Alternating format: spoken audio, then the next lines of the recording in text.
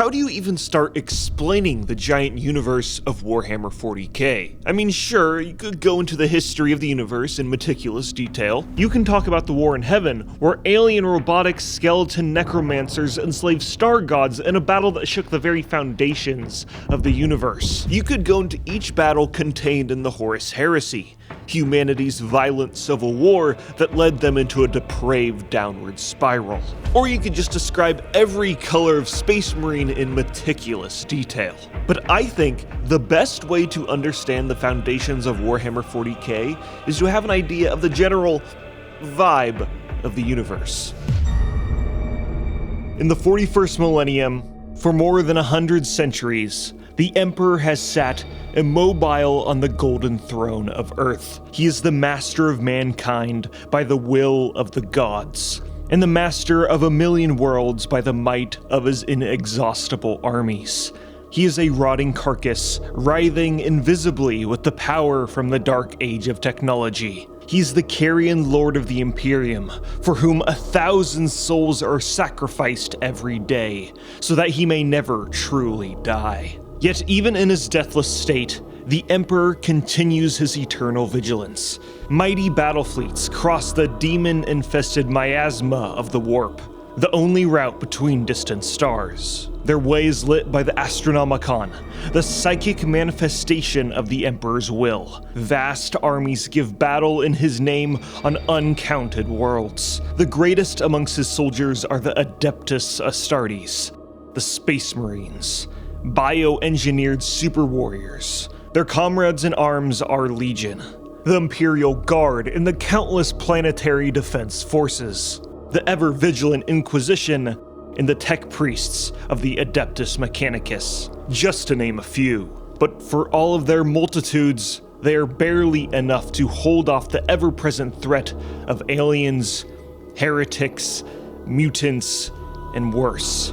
To be a man in such times is one amongst untold billions. It is to live in the cruelest and most bloody regime imaginable. These are the tales of those times. Forget the power of technology and science, for so much has been forgotten, never to be relearned. Forget the promise of progress and understanding, for in the grim dark future, there is only war. There is no peace amongst the stars, only an eternity of carnage and slaughter and the laughter of thirsting gods. Warhammer 40k is dark, really dark, grim dark, some might say. But here's the magical thing about Warhammer 40k. The universe is so dark and ridiculous, it kind of loops around to utter absurdity that is kind of charming in a weird, campy, fucked up way. This, combined with the sheer scale of the setting, allows each faction to really just embrace the rule of cool and be unique and badass in their own special ways, and not have to worry about the concept of morality getting in the way. And to me personally, this is what makes 40k such an amazing work of fiction. The setting is mainly known for Space Marines, and trust me, there are a lot of Space Marines. Some of the loyalist ones include the Royal Blue Ultramarines and their Roman aesthetic, the Blood Angels who have to fight back their blood-raged vampirism, and the Space Wolves who are literally just Vikings in space.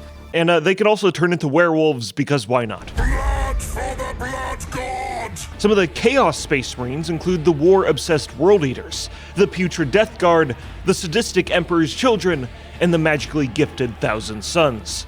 But there are other factions in Warhammer 40k that aren't Space Marines but are just as cool, and I think they're overlooked by newcomers.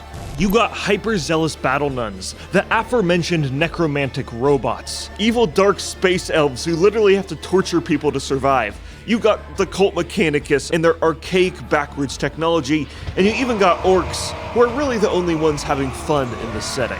There are 32 main armies, hundreds of sub-factions, and it's a universe that has over 600 100 books! So an almost insurmountable amount of lore to dive into. This can make getting into the universe really daunting for new fans. But I've found, instead of trying to get an understanding of the bigger picture, I found it easier and a lot more engaging to focus on specific concepts you find an interest in and then expand your knowledge from there. Because the thing that makes 40k so special are all of the unique facets of lore that you can find all throughout the universe, and I'm sure you'll eventually fall in love with one of them. That is the exact plan for this channel, covering Warhammer 40k topics in an easy to understand, approachable manner so you know exactly what makes them so cool and how they fit within the 40k universe. By the end, you'll either be going, wow, this is awesome, or wow, this is f***ed up, and most likely it will be a mixture of both.